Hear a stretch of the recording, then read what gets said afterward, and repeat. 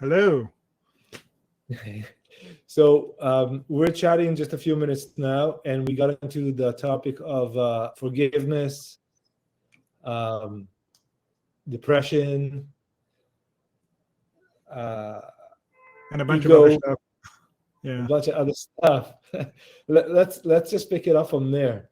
I want to hear about if you could share about yourself a little bit, and you said you like experienced depression at a very young age. Yeah. From when my parents split up when I was pretty young. I was about 7 or 8. I was about to turn 8 years old, but I was like 7, right around that time. My parents split up, and I experienced chronic depression up until about 2 years ago, and I finally was able to just kind of like break through and move past the point where I needed to actually be down in that state of understanding and the way I experience my reality. I've been able to forgive and move past the point where I no longer am down in the place where I used to be for so many years, and now I'm in a pretty stable point in my life mentally. What would you say? What is it like to have a depression as a child?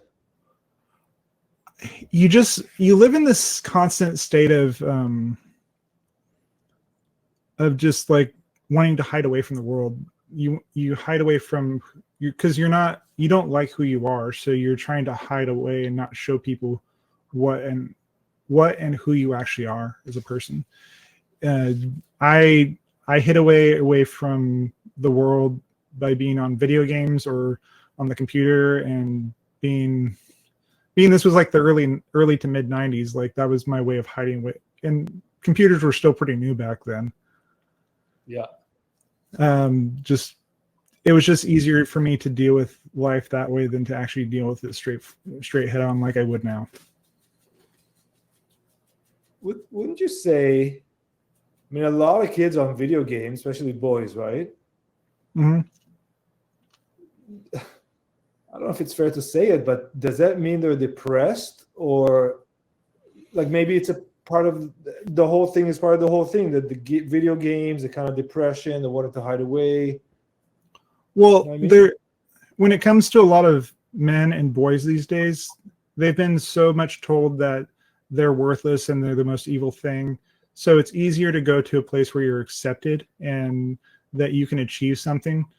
Like in the modern world, a lot of men have been basically castrated, and the aspect of them that is masculine in nature, because they incarnated as a man, is seen as wrong, and it's been told a certain thing. So it's easier just to escape into a world where you can just be a guy, just be yourself, and not have to hide who you are. Is that why some men don't want to be men anymore? Oh, so that's a whole different discussion. But like a lot of times when it comes to how you express yourself in the world, if you've been told that who and what you are is wrong, you will do anything you can to escape away from the world you're in. Like I know that my mom, when my parents split up, my mom told me that I was so much like my dad. My dad was a horrible person. My dad was crazy. And as an adult, I found out she was gaslighting me, for one. And two, I found out that it's okay to just be me. Like I had to come to terms with that aspect of things, that once I finally heard from the other person that what I was okay, and then that I wasn't told the whole truth, it was like much easier to come to terms with, like, okay, it's the past. It's not who I am now. It's not who I need to be going forward. At what age did you reach that conclusion? Because I guess as a child, or even like a young adult, it's like you're still in the story, like you don't really see outside of it. Well, I didn't honestly. So I was I going back to the whole like retreating away from reality, retreating away from who I was as a person. It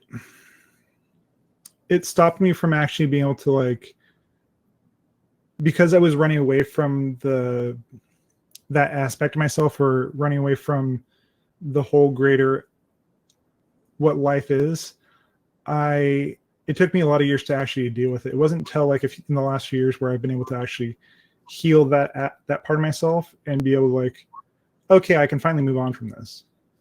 And it was just this continual cycle of up and down, up and down. And I finally just found the thing that like, okay, I'm okay with this. I don't need to dwell on it anymore. At what point does one realize that they have depression? It just kind of depression, if you will. Well, that's kind of a tricky thing, because there's a certain point where you dwelled on like the problems so much that you don't allow yourself to actually be present. So you've trapped yourself in the past, so you're always energetically behind everyone around you.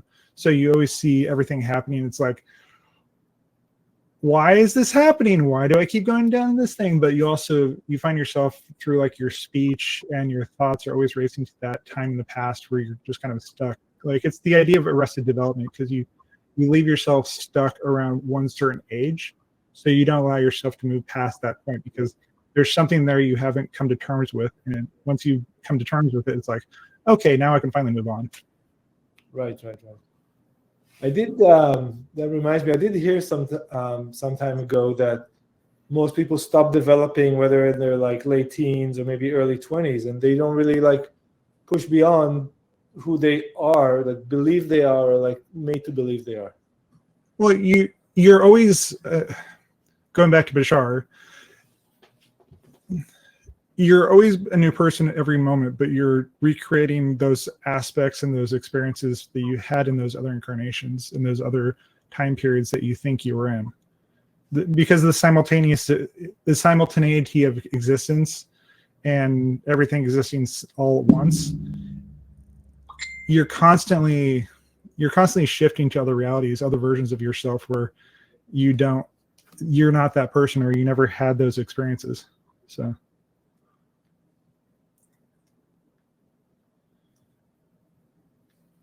that's the God's honest truth. Like, you hit a certain point where you're okay with the experience and understand that conflict is going to happen no matter what. When you've also finally moved past a lot of the pain and anger, and because a lot of people have been told in our world today that having that feeling, having that pain is not okay. Like, you're not right to feel the way you feel, because the more you run away from those experiences to say, hey, you were mean to me, can you just not do that? I find that's the harder part for most people to move past, is the idea of not having their feelings and their experience validated, so they get stuck in one spot. So if someone gets repeatedly abused by someone, mean or whatever it is, Yeah. Hey, you're mean to me, stop beating me up, whatever, and the other person doesn't, I guess we have an option here, whether we walk away or we have to face it in a different way.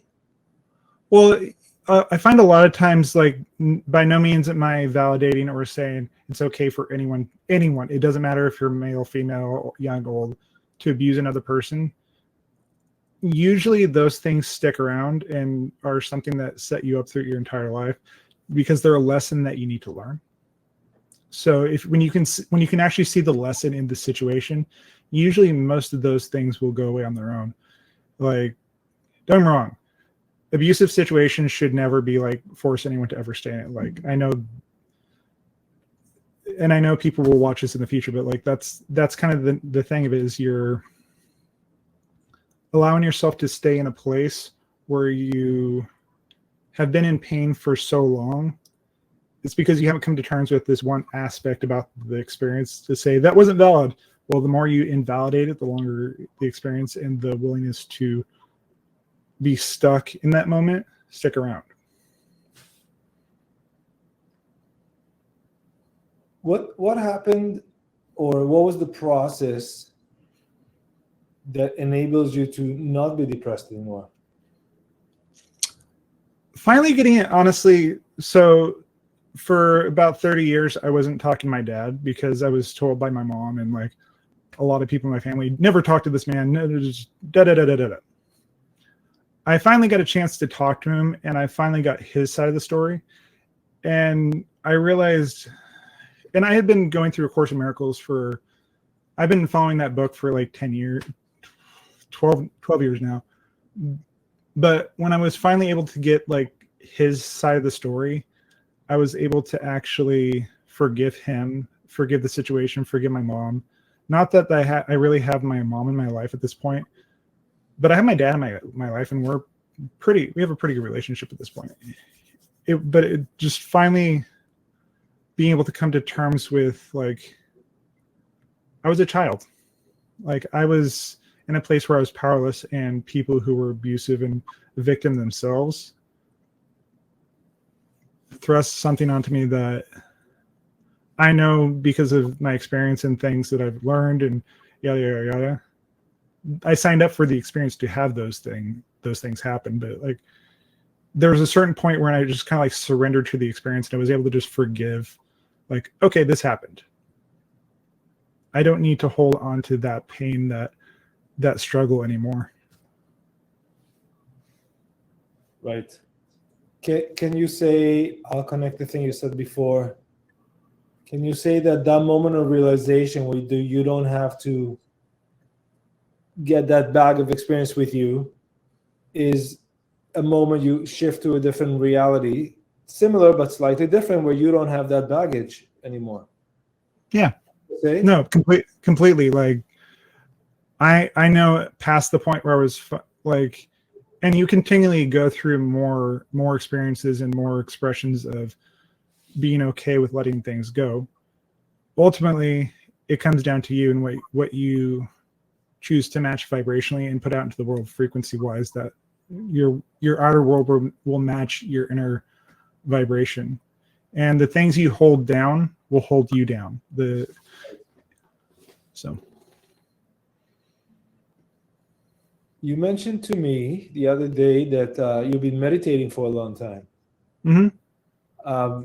Just curious how you got into meditation, discovered it. What does it do for you? For me, I started it when I was a child. Like, it was not something anyone forced me to do, and I just saw things around. I'm like, this is something I can do, and I just would always kind of I would zone out anyways, and it just became this thing that I naturally do all the time. Like, and at a certain point, I learned to do what I like to call a movie meditation, where I can just shift myself into that meditative state where I can calm myself down just by like thinking about it, and I just shift to that state.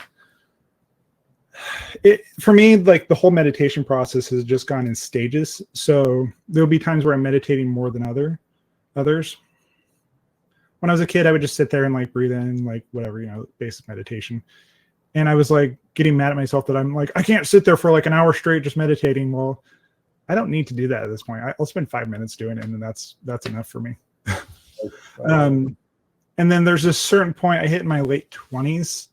I was working for an apartment complex back in the day, and I'd be walking around for an hour and a half every morning, and I'd be listening to stuff on like a little iPod or something that I had at the time. And I realized I don't need to go sit there and meditate to be able to meditate. I still do that now, like just sit there and relax and just kind of breathe in, breathe out, breathe in, breathe out. But I learned from picking up garbage and just moving and doing things that I can just slip myself into that meditative state. Just the more I did it, it just became a natural being able to slip in meditation and then out of meditation as needed. Right.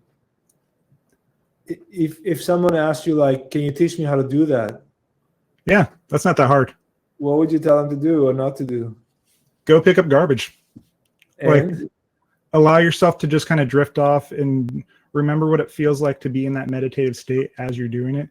And eventually you can just, you just kind of learn to breathe through it, and go do something where you just feel yourself going down or going up into the state where you feel like you're in that peak zone. You're in that peak place where you're able to just connect to that larger aspect of yourself. That's a good one. So the way I found you, Kenneth, was because I was searching for Bashar videos, as I do once in a while. Yeah. Not every night, but here and there, like, I wonder what Bashar has to say today. You never know what you're going to find. And some of these are older. I don't know, like, it doesn't matter. 15, 20 years old. I saw a video of him from back in the 80s, back when Daryl still had hair. Oh, yeah. Yeah. Like Daryl himself is in his 70s now. Wow. Yeah. So I saw a video of you talking about Bashar. And then I look and I go, guys just started channeling on top of Bashar. So the way that actually worked is because I've been meditating for so long and just kind of been able to let go of the internal the blockages.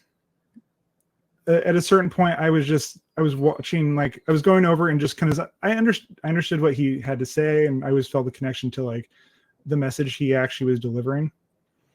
I'm in the middle of like talking to people and like on stream with everyone, and all of a sudden I just start going, like, it was just like this extreme energy that just flowed over me, and I'm just sitting there like, I've kind of channeled before that, like a little bit, but it was always like, it was nothing more than like maybe a minute, but it was just like this overwhelming flow of energy that just like rolled over me, and it was like, I can't, like, and then literally he took over my mouth. This was the first time he ever actually physically connected to me and kind of took over. He goes, "This is his conduit's very first time actually channeling. Please ask your questions at this moment. He cannot maintain the connection for more than like a minute."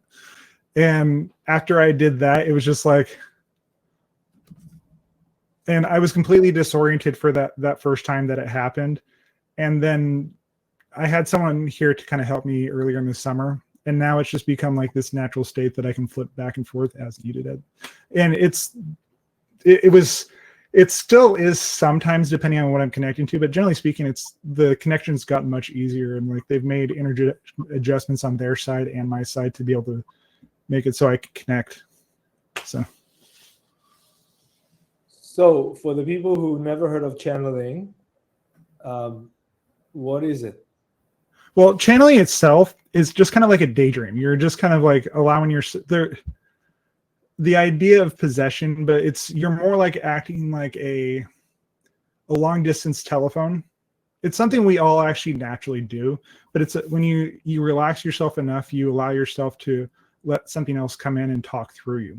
Or it can be clairaudient, it can be clairsentient, it can be vocal channeling, it can be clairaudient is when you hear. Well, I don't actually hear. I just feel like this energy flow through me, like right. It just kind of flows down and it connects down to my feet, and then it takes a minute for me to pop in and pop out. But it's just like I get out of the driver's seat and I'm not actually the one driving the car. It's like a completely different person that just kind of flows through me. Like the first few times that he channeled through me, it was very robotic with the way he talked. And then after, I'd say about a month or two of channeling, it developed like a third personality that represented the both of our personalities kind of combined into one thing that's much more easy to connect. Yeah. Somebody asked me the other day, what's channeling? I said, well, like if I told you like 20, 30, 50 years ago, you have like a piece of glass, you can see your friend and talk to them, you go like, bro, you're nuts. And then I go, okay, now imagine I talk to my bro here and but without the phone. Yeah, it's essentially I'm acting like a long distance telephone for another being, and he's as he said many times, he goes, I am not human. Like, I am not the channel that's talking in front of you. I am a being. I have my own life, but I'm here to help with delivering information to you guys. So again, for the sake of anyone's watching this first time, I think we're both nuts. There is one being that you usually channel, but there's other beings that you tap through that being, right?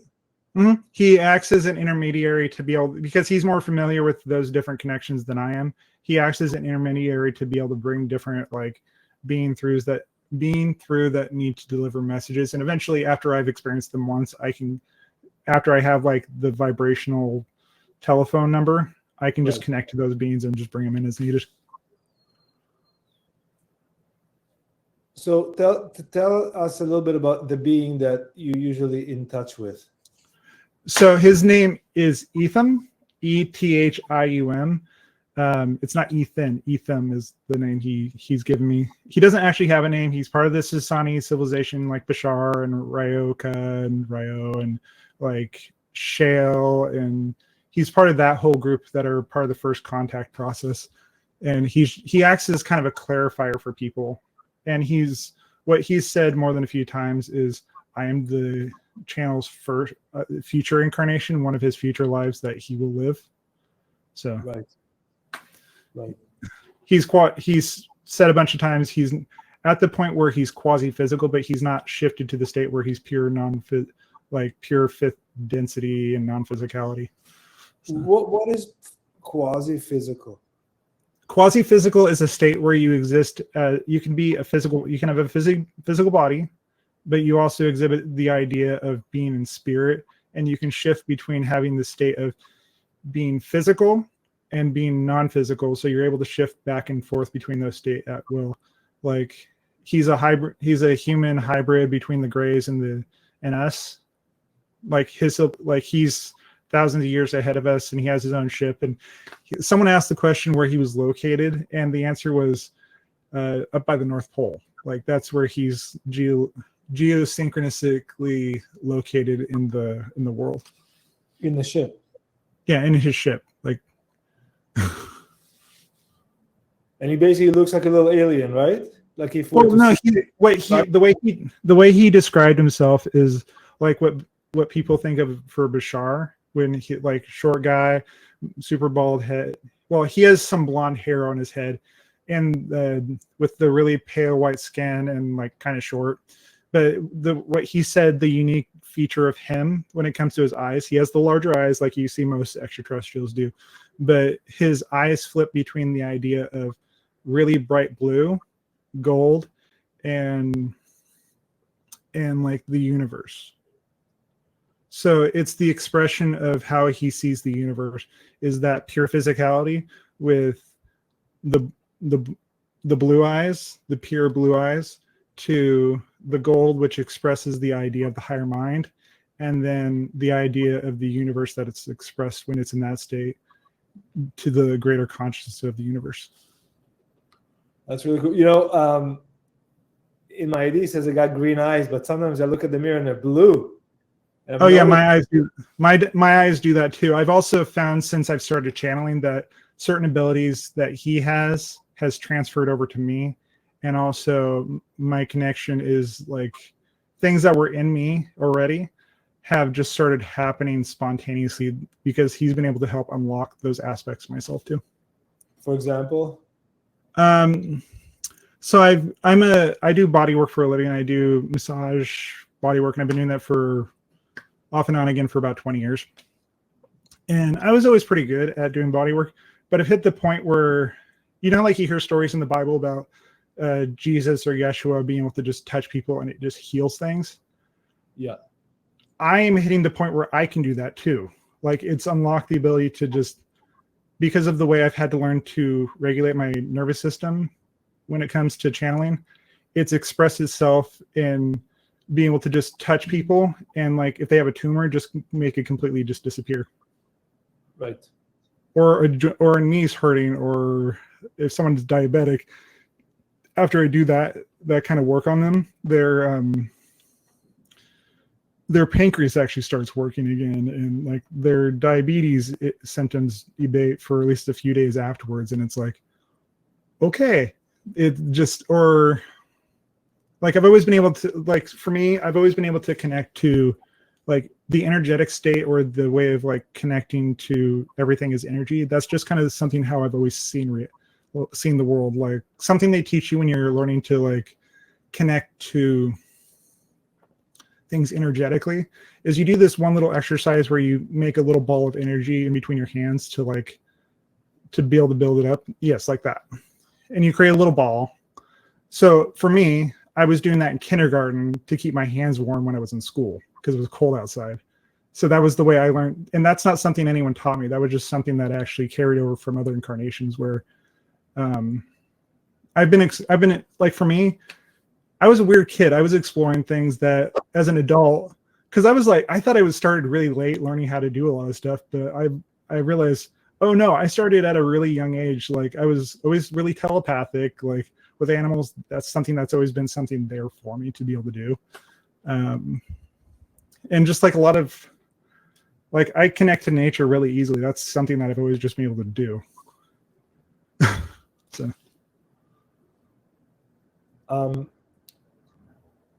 I'm curious because you're also on the West Coast. What's your take on, it's a little different, but what's your take on nutrition, food, water? There's, many different opinions. I'm just curious. There's no judging, just curious to your take on like nutritious food, whatever. Well, generally speaking, for me, I'm just a normal guy. Like I really am. I really should go do some detoxing because my diet's horrible. But like I know most of the food we have here in the States is not good for you, like at all. But it's also too like the actually nutritious food is kind of expensive to buy, so it's kind of hard to like justify spending more than what I can. Right. So Yeah. No, I hear you, and it's a bigger problem every day. Yeah. So our alien friend, you mentioned his race, but for the people who don't know, maybe give a little of understanding of what's gray, what are the hybrids? Well, the hybrids specifically that the race that he's part of. So out of the hybridization program that everyone's like, aliens are abducting me and they're injecting their DNA and all those. So that was part of a hybridization program that the grays, what we determine the grays, the aliens with big old heads and the huge eyes and small mouth. Right. They were a version of humans from a parallel reality that destroyed their version of Earth. And they were, in order to continue their civilization, they had to tunnel into realities like ours and other realities to find viable human DNA. So in the process of creating the hybrids so they could get fresh genetic material, because they'd reached the point where they could no longer procreate, they had to go into our realities to find viable human DNA. And out of that program, they created 5 separate alien races, or 5 separate species that exist. So he's part of the S. So you have the Maz-E, which are the grays, the Maz-Ni, the Maz-E. It's just the name that they give themselves, or the Zeta Grays, which is what we typically call them. Right. The Maz-Ni, which is the second race created, which is a little more human, but still a lot of genetics from the Grays. The Sasani, which is what Bashar and Etham and Ryoka and a lot of those different first contact people are from. The Shayayel, which is the fourth race created, and it's more human than the Yayayel, which is the final ones that were actually created. So, and then you have the hybrid children, which will eventually come to live here on Earth among us and will help elevate us as a culture and a civilization and a species as well. Thank you. Do you think or know if that there are aliens or hybrids living on the planet? Well, they're here, but not how you think. They're actually kind of pulled off into a separate little reality. So they're here in spurts right now because we're past the point where they're pointing people away to inject them with the baby, and then because you don't really hear stories about them doing that anymore. They're past that point. They're now actually at the point of climatizing. So like most of the stories you hear about now is where they abduct people, but they take them to all these hybrid kids and they're like, what is this? Why do you do that? Why do you do that? And it's that sort of thing.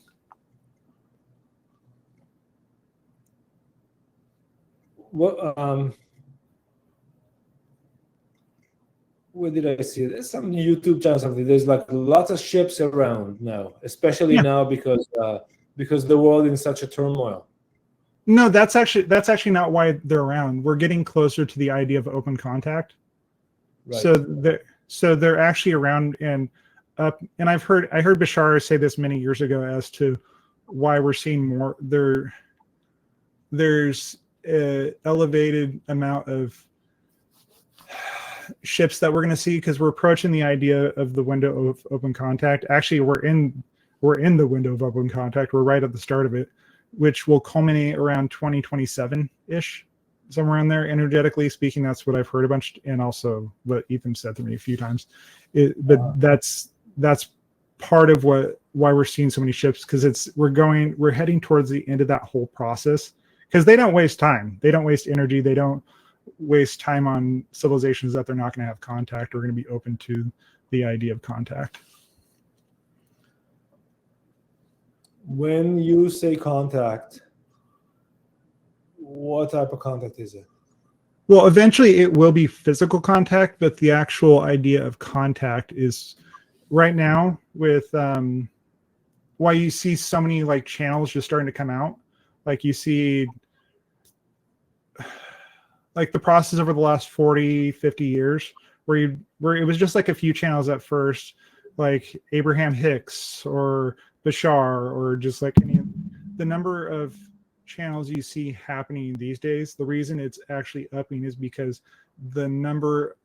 we're heading towards the idea of open contacting with beings that are much more energetically integrated and also much more at a higher level. So it's there to actually spread that information out into the world so more people can actually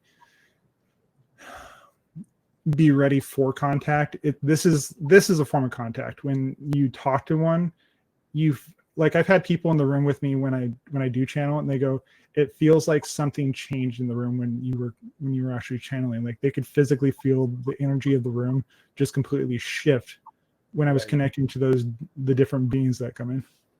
And their energy is huge. It's like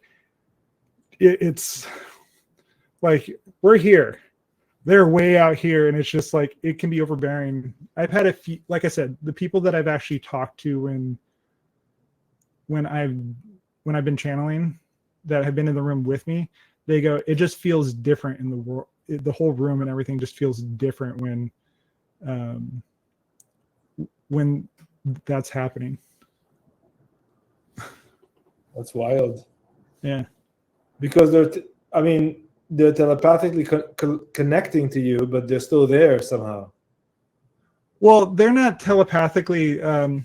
The actual connection for them on the other side is like that, where for me, it can express over an hour or 2 hours. For them, it's that, and they're done. They can go do other things.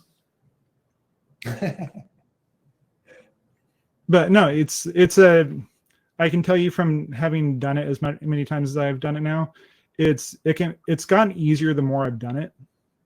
Right. And it's something I sought out because I personally felt like I was going crazy. I completely, after doing it for a few months, I thought I was going nuts, and I'm like, is this something good? Is this something bad? And so I consulted with someone that I talk to occasionally, and there's my dog. I talked about a month or two ago. It was about 2 months ago. Yeah.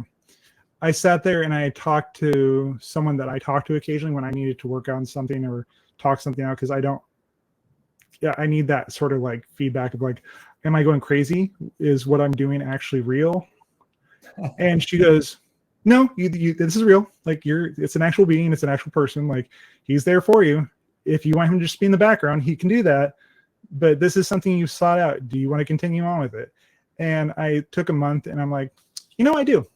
I'd really like to continue on with it. I want to actually see where it goes. I want to be able to actually connect with it. And the more I got comfortable with it, the easier the connection itself got.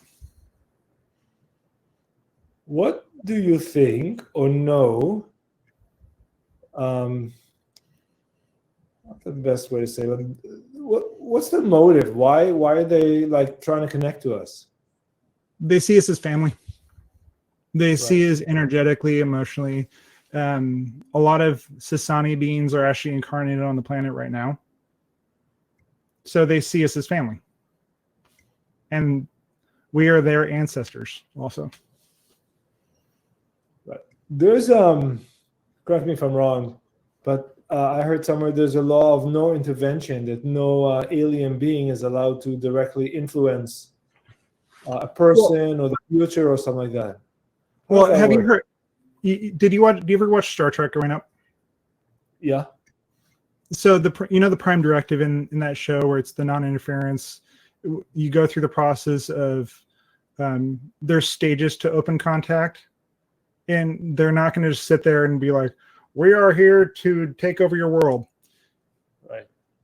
The the idea of not causing mass destruction or mass chaos via showing up in giant ships and just raining, because realistically speaking, for beings that are able to create whatever they want and go across the universe, and they've mastered space travel where they can travel the universe as they see fit, Right. they don't need, like, if they wanted to take us out and take over a world, they would have done it a long time ago. Yeah. Obviously. Yeah. How do I know when I see a real saucer, spacecraft, UFO, and some block ops, maybe, like some secret craft that the government owns? If they exist, I don't know. Well, the ones I determined this for myself, as well as he's kind of confirmed this to me as well. And he does give me stuff occasionally, like, oh, this is this, like.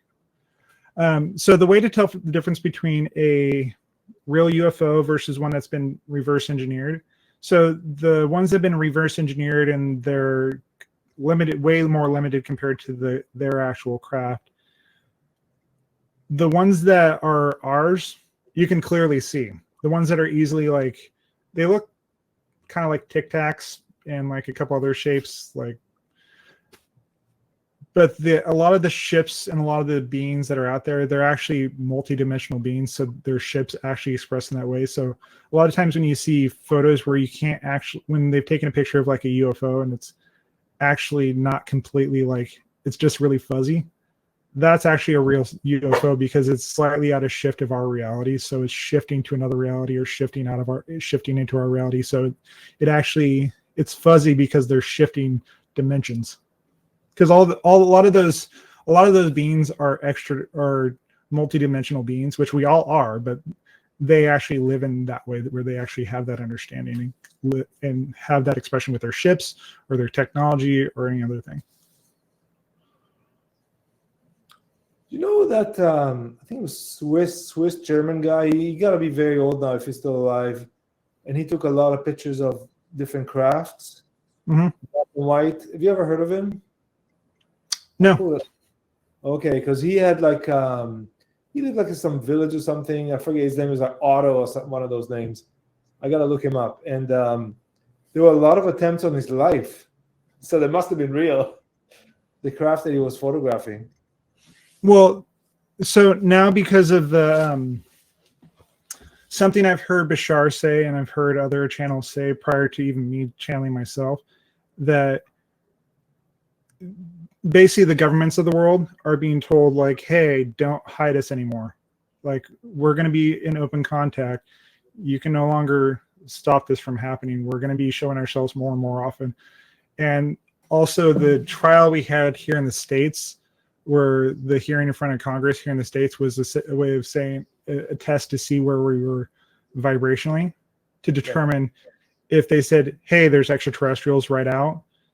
What was our response to those revelations? If we freaked out like, oh my God, aliens, they would take that as we're not ready energetically to actually have actual contact. But because of and I heard Bashar say this many years ago, before I like had all these experiences myself. By the time that it's announced that extraterrestrials exist, no one will care. And what happened when the hearings in Congress actually happened? No one cared. There was an instance that some Israeli guy, he was old, in his late 80s, and apparently he was some head of Israeli space agency, which I've never heard of the guy or the agency before. And he claimed that the Israeli government and the US government are in touch with the aliens, blah, blah, blah. And it's just like, nobody paid attention. But then you got to think, me especially as a media grad, it's really a lot of our reality is shaped by media. Even if you don't have TV, it's still there because it shapes everyone's world. So it really depends how the media relates to it is how you would relate to it, because you can't escape it. You can't escape. You go to the gym, there's TV. You go by the restaurant, there's TV everywhere. Like, it's always blasting. Well, it's propaganda. It's a way of controlling the Yeah. masses energetically. Like, if you can take their attention in a particular direction, you will shift their frequency to a place where it's not necessarily positive, or it's not necessarily like the most copacetic way of like connecting with everyone. Should we bring our friend in and see what he has to say? Yeah. Just give me a second. Thank you. This takes a minute. Just need to meditate for like a second. It'll just kind of relax, and he'll just come through and he'll start talking. I will do the same. One moment.